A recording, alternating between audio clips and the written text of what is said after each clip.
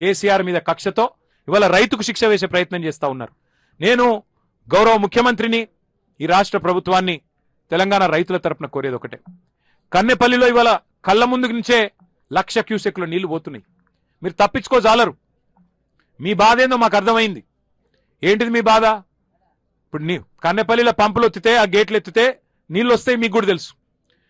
మీకు వారం రోజుల్లోనే అన్ని రిజర్వాయర్లు నింపే కెపాసిటీ ఆ పంపులకు ఉంది. బాహుబలి మోటార్లు పెట్టిండి కేసీఆర్. ఒక్కొక్క మోటార్ కెపాసిటీ 139 మెగావాట్లు. అద్భుతమైన పంపులు. ఇంజనీర్లను అడిగినాం, ఏమైనా మెయింటైన్ అయినా చేస్తుర్రా అంటే, సంవత్సరం ఆయే సార్, ఎవరు దిక్కులేడు, కానీ మేమే మెయింటైన్ చేస్తున్నాం, ఏదో అట్లా కాపాడుతున్నామని చెప్తున్నారు. వాళ్ళ వాస్తవం ఏంటంటే, మీ భయం మాకు తెలుసు రేవంత్ రెడ్డి గారు. మీ భయం ఏంది? నీళ్ళు ఇస్తే యూరియా ఇయ్యాలి. నీకు యూరియా ఇచ్చే తెలివే లేకపోయా.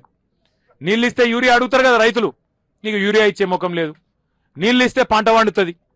పంట వండితే మళ్ళీ నువ్వు పంట కొనాలనే. పంట కొనాలంటే నీకు తెలివి లేదు.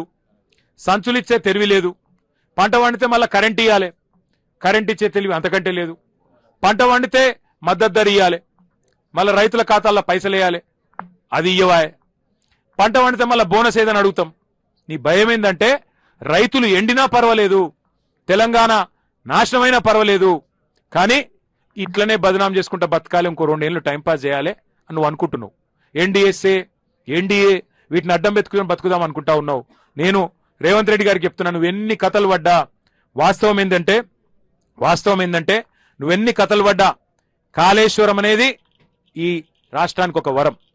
కాళేశ్వరం కేసీఆర్ గారు మనకిచ్చిన ఒక అద్భుతమైన వరం. నువ్వు కాళేశ్వరం వరం ఎట్లనో, నువ్వు ఈ రాష్ట్రానికి శనేశ్వరం.